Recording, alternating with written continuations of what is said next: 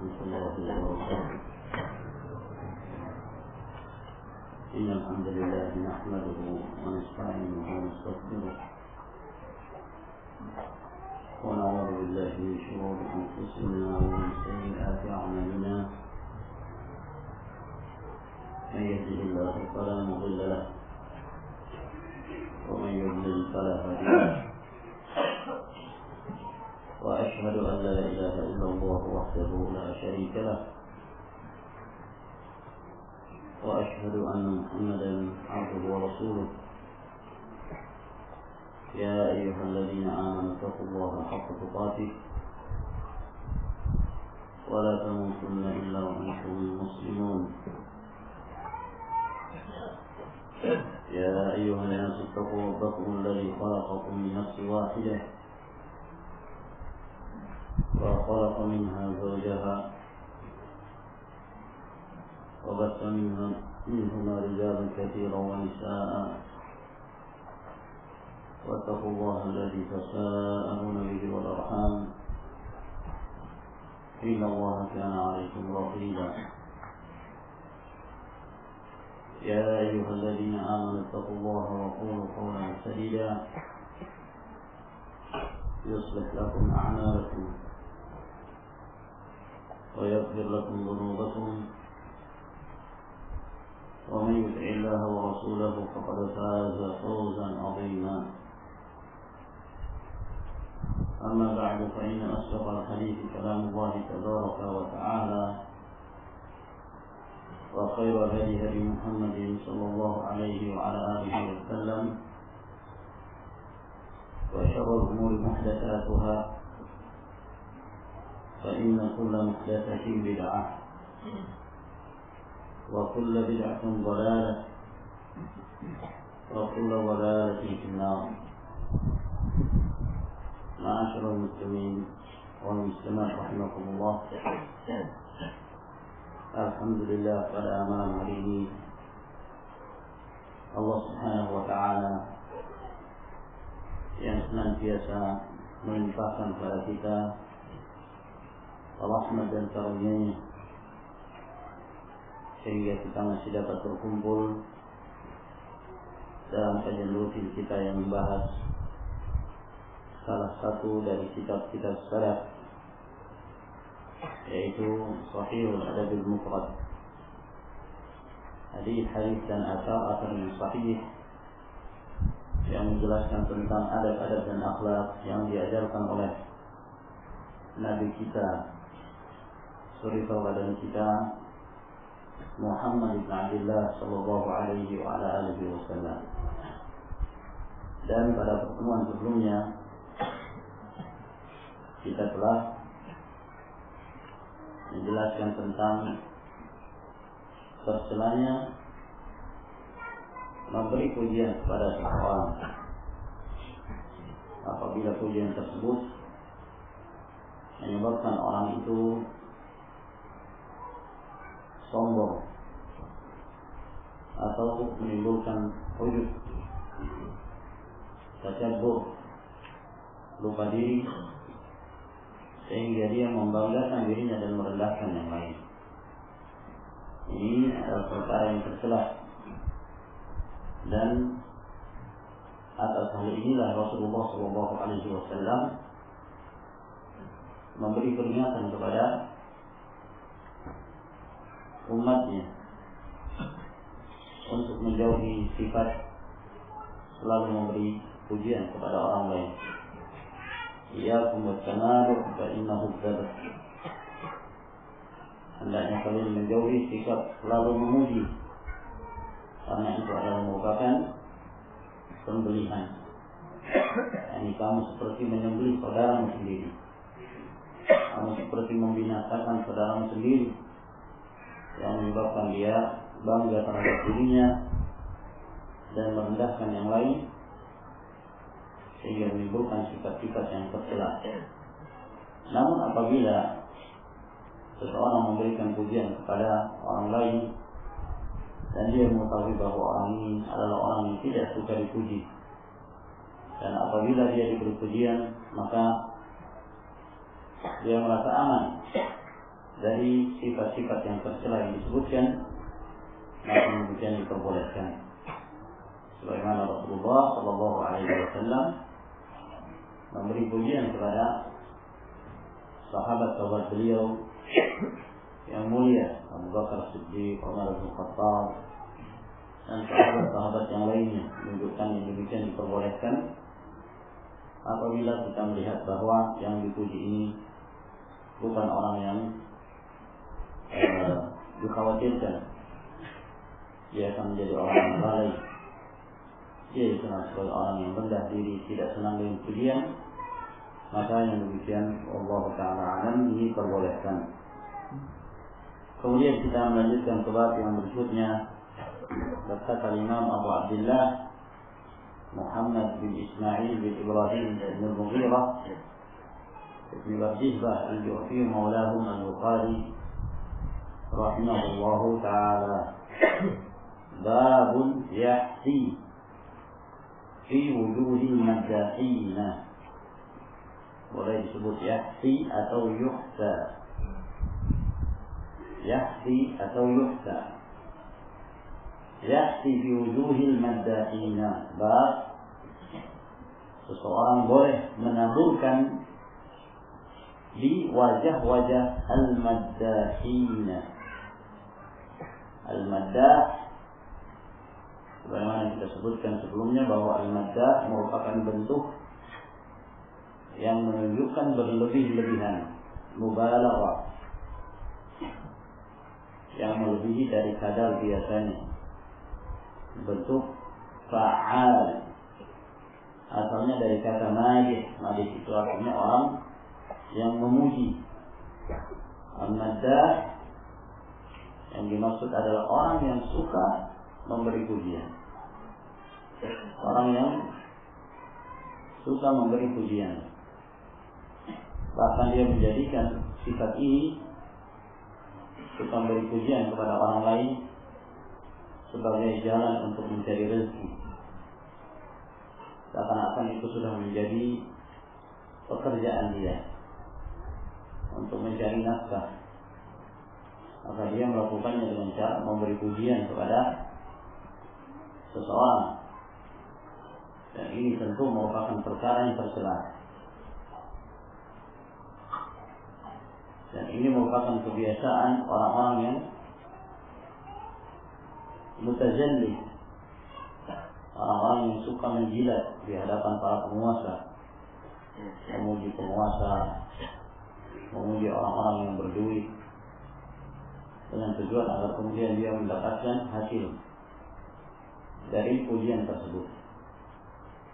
Dan ini termasuk di antara perbuatan yang tercela, sehingga Rasulullah Shallallahu Alaihi Wasallam, sebagaimana akan disebutkan nanti, membolehkan untuk menaburkan tanah, menaburkan pasir di wajah-wajah orang-orang yang seperti ini keadaannya, orang-orang yang suka memberi pujian kepada orang lain, agar kemudian dia mendapatkan dunia.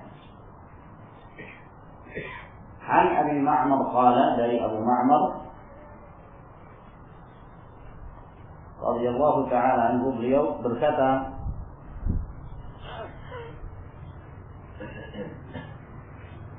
qala rajulun yusni ala amirin minal umara. Ada seseorang berdiri, dia memberi pujian kepada seorang penguasa, dari penguasa-penguasa yang berkuasa ketika itu. Jadi ada seorang memberi pujian, apalagi pujiannya itu kepada penguasa, tentu ada yang diinginkan dibalik dari pujian tersebut. Faja'ala al-Miqdad yahti fi wajhihi at-turab. Maka Al-Miqdad bin Al-Aswad radhiyallahu anhu, beliau menaburkan di wajah orang tersebut pasir. Wa qala, lalu berkata Al-Miqdad radhiyallahu anhu, amarna Rasulullah sallallahu alaihi wa ala alihi wasallam an nahtiya fi wujuhil maddahin as-turab. Rasulullah sallallahu alaihi wa ala alihi wasallam telah memerintahkan kepada kami untuk menaburkan di wajah-wajah orang-orang yang suka memuji, ditaburkan pasir di wajah-wajah mereka. Hadis ini sahih, bahkan diriwayatkan oleh Al-Imam Muslim rahimahullah ta'ala di dalam sahihnya. Di dalam hadis ini ma'asyiral muslimin rahimahullah menunjukkan tercelanya orang yang suka memberi pujian, menunjukkan bahwa dia menghendaki dunia dari pujian tersebut. Bukan hanya sekedar memuji, tapi ada yang diinginkan di balik pujian itu. Kadang-kadang kita mendapati orang seperti ini. Ma'asyiral muslimin rahimahullah, maka hendaknya kita berhati-hati. Jangan sampai kemudian kita larut dengan pujian tersebut. Masya Allah fulan begini, Masya Allah fulan demikian dan demikian. Dan kalau kemudian kita lupa diri, hati-hati. Pujian itu secara zahir bagus, namun pada hakikatnya membinasakan, menyebabkan seorang lupa diri, akhirnya dia menganggap dirinya lebih dari yang lain. Dan ini menunjukkan tercelanya perbuatan ini. Oleh karena itu, termasuk di antara yang menunjukkan tercelanya, Rasulullah Shallallahu Alaihi Wasallam membolehkan untuk menaburkan tanah, menaburkan pasir di wajah orang-orang yang suka memuji. Dan ini yang diamalkan oleh Al-Miqdad Ibn Al-Aswad radhiyallahu ta'ala anhu. Beliau menaburkan di wajah orang tersebut. Dan di dalam hadis ini juga menunjukkan bahwa menaburkan pasir di wajah orang yang suka memuji ini tidak termasuk di antara perbuatan kezaliman apabila dia melakukannya terhadap orang-orang yang suka memberi pujian. Tidak ada dosa baginya dan tidak termasuk di antara perbuatan yang zalim. Tentu ketika seorang menaburkan pasir ke wajah seseorang, kira-kira yang terkena apanya? Nah, mungkin masuk ke lubang hidungnya, mungkin mengenai matanya, iya kan? Mungkin mengenai mulutnya, dan ini yang sebenarnya utama.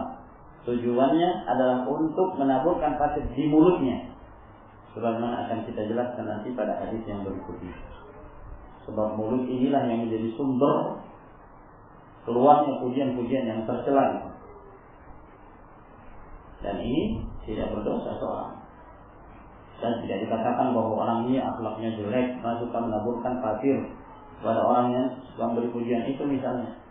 Justru yang suka memberi pujian itu jelek akhlaknya.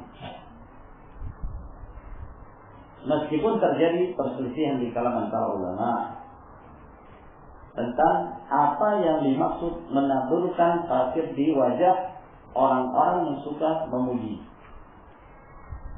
Ada dua pendapat yang masyhur di kalangan para ulama dalam hal ini. Pendapat yang pertama mengatakan bahwa hadis ini diamalkan secara zahir. Yang dimaksud menaburkan itu menaburkan pasir, ambil pasir kemudian lemparkan ke mulut atau ke wajah orang yang suka memuji. Dilemparkan secara zahir. Dan itu yang diamalkan oleh Al-Miqdad Ibn Al-Aswad dalam hadis ini. Beliau langsung mengambil pasir, lalu kemudian beliau menaburkan di wajah orang yang memberi pujian kepada Amirun minal Umara, pada salah seorang penguasa ketika itu. Ada pendapat kedua mengatakan bahwa yang dimaksud menaburkan pasir di wajah orang-orang yang suka memuji ini, maksudnya jangan diberi sesuatu jangan diberi sesuatu. Ketika dia memberi pujian, jangan dibalas. Jangan dibalas dengan harta, jangan dibalas dengan ucapan terima kasih, jangan dibalas dengan ucapan jazakallahu khair, jangan dibalas dengan apa saja, jangan dibalas. Ya. Balasannya adalah seperti seorang yang mendapatkan pasir saja. Maksudnya dia tidak mendapatkan apa-apa. Ya. Dia tidak mendapatkan apa-apa. Ini pendapat yang kedua. Namun yang lebih zahir, Allah Ta'ala alam, beramal dengan yang zahir dari hadis ini itu lebih utama. Bahwa yang dimaksud benar-benar menaburkan pasir di wajah orang-orang yang suka memuji. Dan ini diamalkan oleh para sahabat. Dan di antara mereka adalah Miqdad bin Al-Aswad radhiyallahu ta'ala anhu.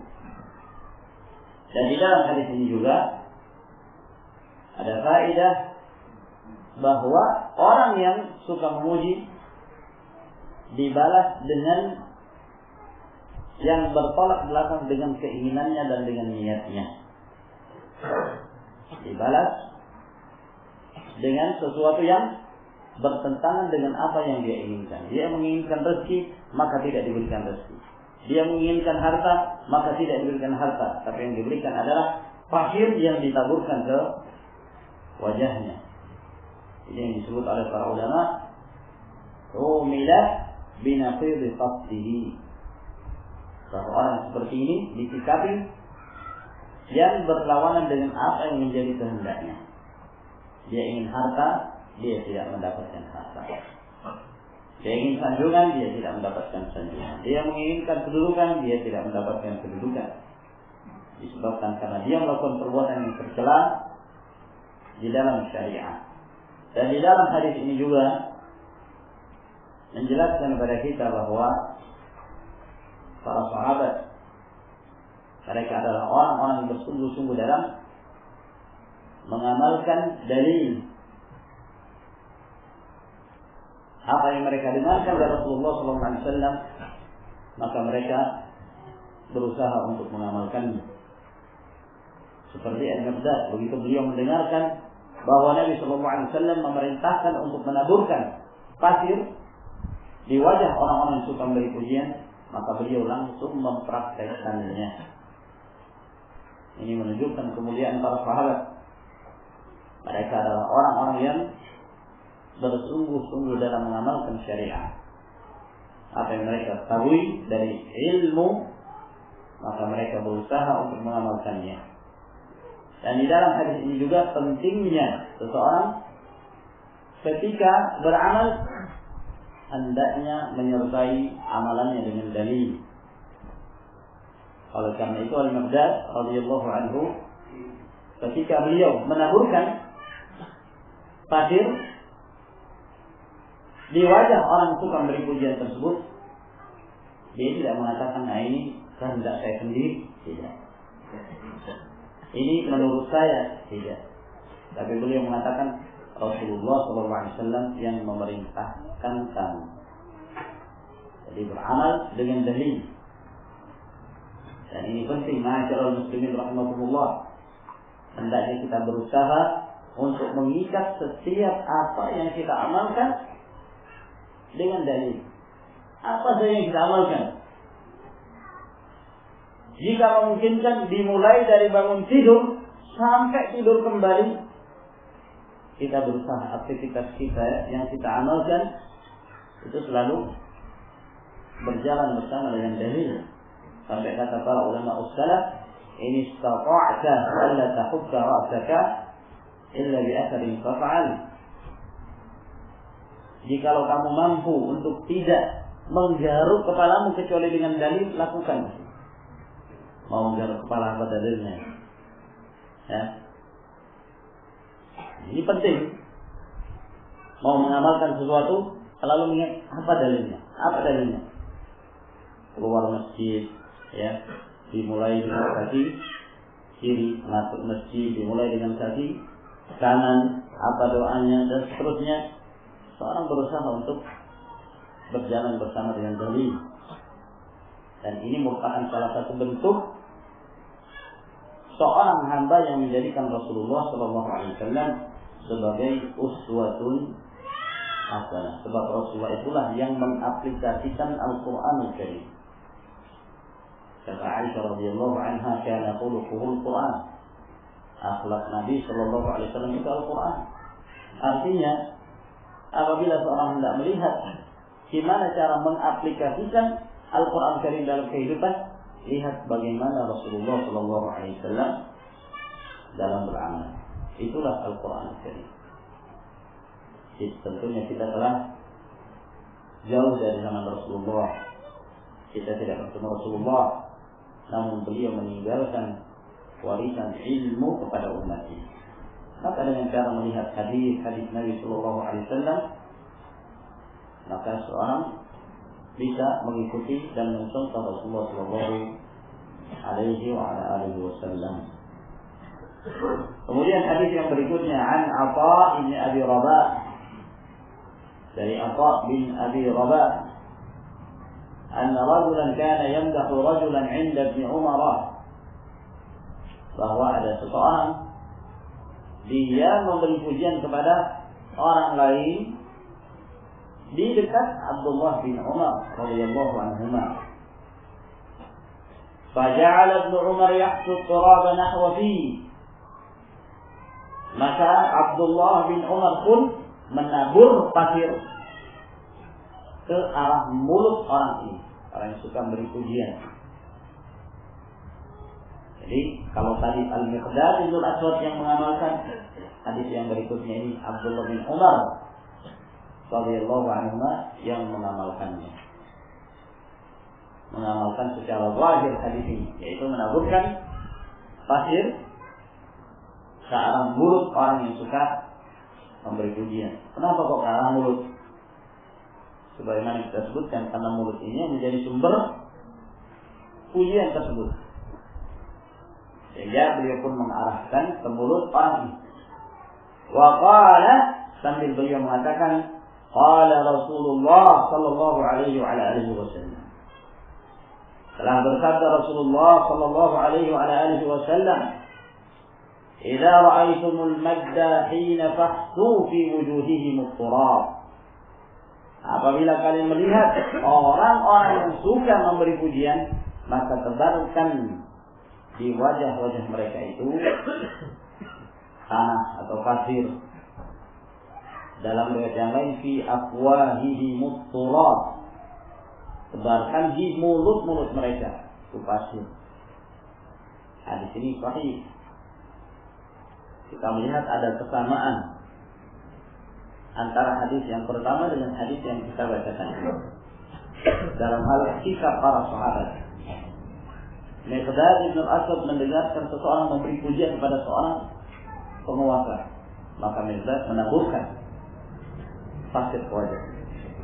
Abdullah bin Umar mendengarkan seseorang memberikan pujian kepada orang lain, maka beliau langsung mengambil pasir lalu kemudian menaburkan dan dilemparkan ke arah mulut orang suka memberi pujian. Sama amalannya. Al-Miqdad bin Al-Aswad setelah beliau mengamalkannya, beliau menyebutkan dalil, menyandarkannya kepada Rasulullah SAW. Abdullah bin Umar pun demikian. Beliau begitu mengamalkan, beliau menyebutkan hadis Nabi SAW. Idza ra'aitumul maddahi fahtu fi wujuhihim at-turab. Apabila kalian melihat orang-orang yang suka memberi pujian ini, maka tebarkan pasir di wajah-wajah mereka atau di mulut-mulut mereka. Kesamaan amalan para sahabat, Masya Allah. Dan begitulah para sahabat. Qallal khilaf, sedikit perselisihan dalam para sahabat. Itu pun perselisihan yang terjadi di kalangan para sahabat dalam hal-hal yang bisa ditolerir. Oleh karena itu di zaman Rasul SAW tidak ada perpecahan. Tidak ada perpecahan. Ada permasalahan, mereka langsung merujuk kepada Rasulullah SAW. Zaman di mana kaum muslimin bersatu. beramal yang sama, kitabullah dan sunnah Rasul sallallahu alaihi wasallam. Berbeda pada saat setelah meninggalnya Rasulullah sallallahu alaihi wasallam, maka terjadi perselisihan yang banyak sekali. Masing-masing mereka merujuk pada pemikiran guru-guru mereka, pada pemikiran syekh-syekh tarekat mereka, pada pemikiran pemimpin-pemimpin kelompok mereka, tidak merujuk pada Rasulullah sallallahu alaihi wasallam. Akhirnya yang terjadi adalah iftiraqul ummah, perpecahan di kalangan umat, disebabkan karena tidak bersatunya mereka dalam berpegang teguh dengan kitabullah dan sunnah Rasul sallallahu alaihi wasallam. Ini yang diingatkan oleh Allah Subhanahu wa taala, wa'tasimu bihablillahi jami'an wa la tafarraqu. Berpegang teguhlah kalian dengan tali Allah, dengan Al-Quran dan Sunnah, dan jangan kalian bercerai-berai. Yani maksudnya, jangan kalian melepaskan tali Allah itu yang menyebabkan kalian menyimpang sehingga yang terjadi adalah perpecahan. Yang terjadi adalah bercerai-beraian, tidak disatukan di atas al-haq. Maka penting bagi seorang dia selalu berjalan bersama dalil, berjalan bersama dengan dalil. Kemana dalil itu berjalan, maka kita ikut di belakangnya. Begitulah yang seharusnya menjadi sikap seorang muslim. Karena itu kita melihat gimana para sahabat, apa yang mereka ketahui dari Nabi SAW, maka mereka berjalan di belakangnya, mengikutinya, istiqamah di atasnya. Dan ini ma'asyiral muslimin rahimakumullah, apabila seorang menjadikan sebagai pedomannya, komitmen dengannya, dia akan selamat. Kata Abdullah bin Mas'ud radhiyallahu anhu, iqtisadun fi sunnah khairun min ijtihadin fi bid'ah. Sederhana dalam beramal, tapi dalam koridor sunnah itu lebih baik dari amalan yang banyak tapi bid'ah. Amalannya banyak sampai gak ada waktu untuk istirahat, tapi yang diamalkan bid'ah itu apa maknanya, apa manfaatnya?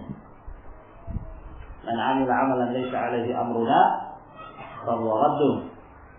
Barang siapa yang mengamalkan satu amalan yang tidak ada sumbernya, tidak ada tuntunannya dari Nabi sallallahu alaihi wasallam, maka amalan tersebut tertolak. An Mihjan al-Aslami, dari Mihjan al-Aslami, qala Raja, berkata Raja bin Abi Raja rahimahullah. Adapun Mihjan al-Aslami salah seorang sahabat Nabi sallallahu alaihi wasallam. Kata Raja, aqbaltu ma Mihjan dzata yaumin. Aku datang bersama dengan Mihjan satu hari, hatta intahina ila masjid ahli Basrah. Sampai kami berhenti di masjid Ahlul Basrah. Ini mereka singgah di masjid penduduk Basrah. Mihjan bersama dengan Raja. Fa'idha Buraidah al-Aslami radhiyallahu anhu. Ternyata di masjid tersebut ada Buraidah al-Aslami. Beliau juga salah seorang sahabat Nabi sallallahu alaihi wasallam. Buraidah al-Aslami ala babin min abwabil masjid jalisun. Tiba-tiba mereka berpapasan dengan Buraidah al-Aslami di salah satu pintu dari pintu-pintu masjid. Ketika itu beliau sedang duduk di salah satu pintu masjid. Qala, lalu kemudian Raja melanjutkan ceritanya, wa kana fil masjid rajulun yuqalu lahu Sabbah. Dan ketika itu di dalam masjid ada seseorang yang orang ini dikenal dengan nama Sabbah. Dalam riwayat yang lain disebutkan namanya Sukainah. Dalam riwayat ini disebutkan namanya Sabbah. Orang ini di dalam masjid. Yuqilus salat. Dan orang ini memanjangkan sholatnya. Dia terlalu memanjangkan sholatnya. Ya. Dan yang zahir yang dimaksud dengan memanjangkan sholat ini, yakni memanjangkan sholat yang berlebihan sampai orang-orang memperhatikan dia. Ya. Sampai orang-orang memperhatikan dia. Dan asal hukumnya dalam ibadah sunnah, apabila seorang hendak memanjangkan sholatnya, silakan, terserah dia. Berbeda halnya ketika seorang mengerjakan sholat wajib berjamaah, maka yang wajib bagi imam memperhatikan kondisi makmum, melihat orang yang terlemah di antara mereka, waqtadi bi ad'afihi, ikuti siapa yang paling lemah di antara makmum. Dalam sholat berjamaah, yang dikehendaki bagi imam adalah melihat kondisi makmum. Jika di antara makmum ada yang lemah, mungkin ada yang sakit, mungkin ada yang punya kebutuhan, maka tidak diperbolehkan seorang memanjangkan sholatnya. Dan inilah yang diperintahkan oleh Nabi Sallallahu Alaihi Wasallam. Jika amma ahadukum falyukhaffif, fa inna min wara'ikum al-kabir wal-dha'if wa dzal hajah.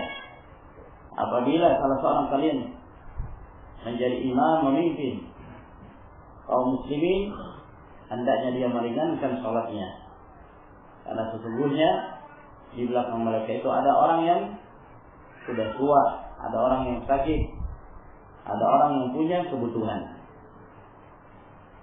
Namun kata Nabi Sallallahu Alaihi Wasallam, wa idza shalla ahadukum li-nafsihi falyutawwil ma syaa.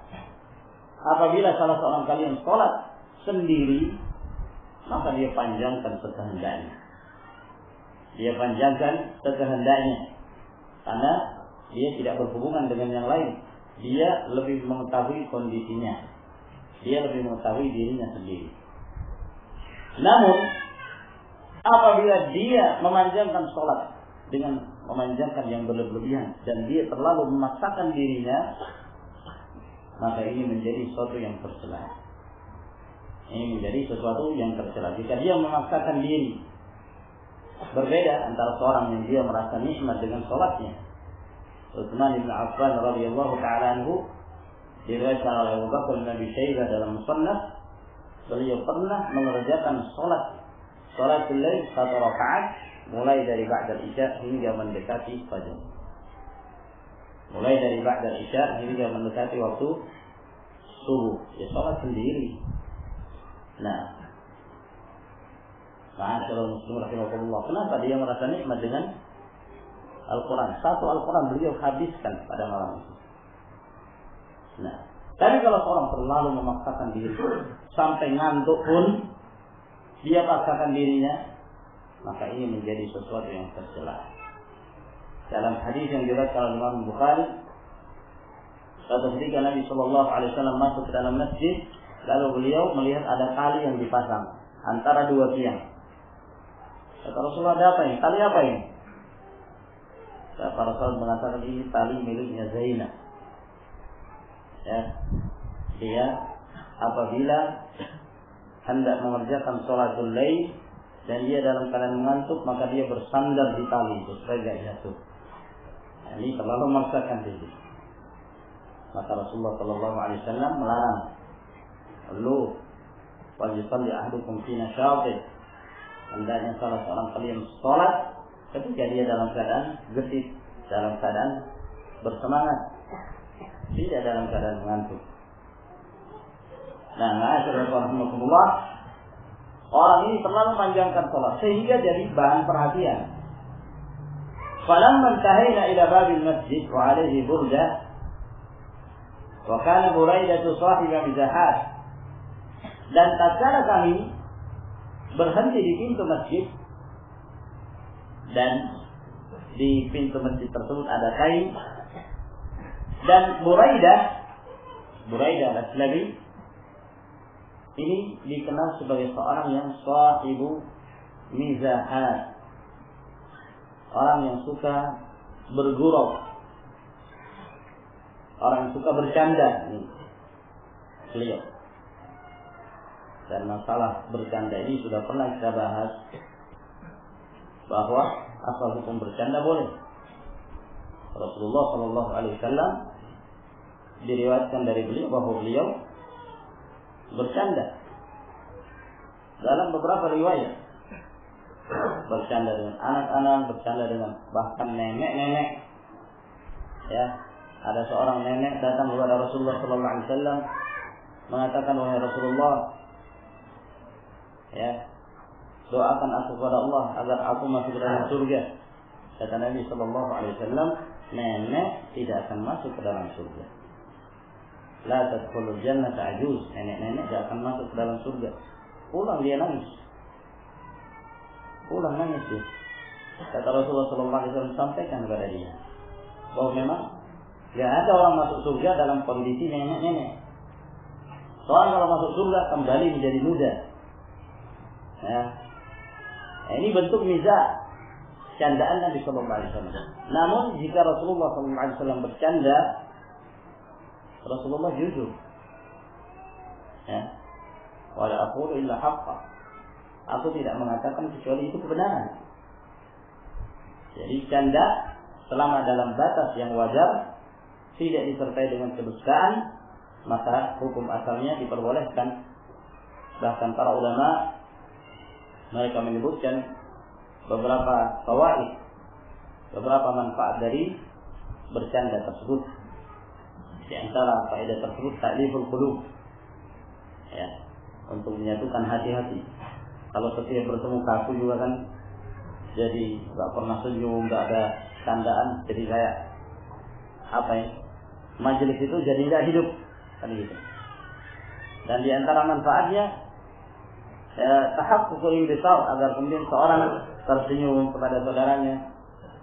Nah, dan ini termasuk bagian dari ini ibadah dengan syarat itu tadi, tidak berlebih-lebihan sehingga keluar dari jalur yang diinginkan dalam syariat. Maka Buraidah Aslami orang yang suka bercanda. Faqala, maka beliau mengatakan kepada Mihjan, ya Mihjan, atusalli kama yusalli Sa'bah? Wahai Mihjan, apakah kamu juga mau sholat seperti sholatnya Sa'bah ini?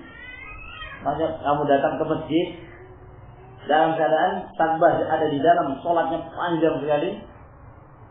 Maka Buraidah mengatakan pada Mihjan, kamu juga mau sholat seperti sholatnya Sa'bah, maksud dipanjangkan sholatnya. Yang zahir bahwa Buraidah Aslami radhiyallahu anhu ini ingin mengetahui apa pendapat Mihjan tentang sholatnya Sa'bah ini. Apa pendapatnya? Ya, karena dia terlalu memanjangkan, yang memanjangkan itu berlebihan. Falam yarudda alaihi Mihjan wa raja'. Maka Mihjan pun tidak membalas.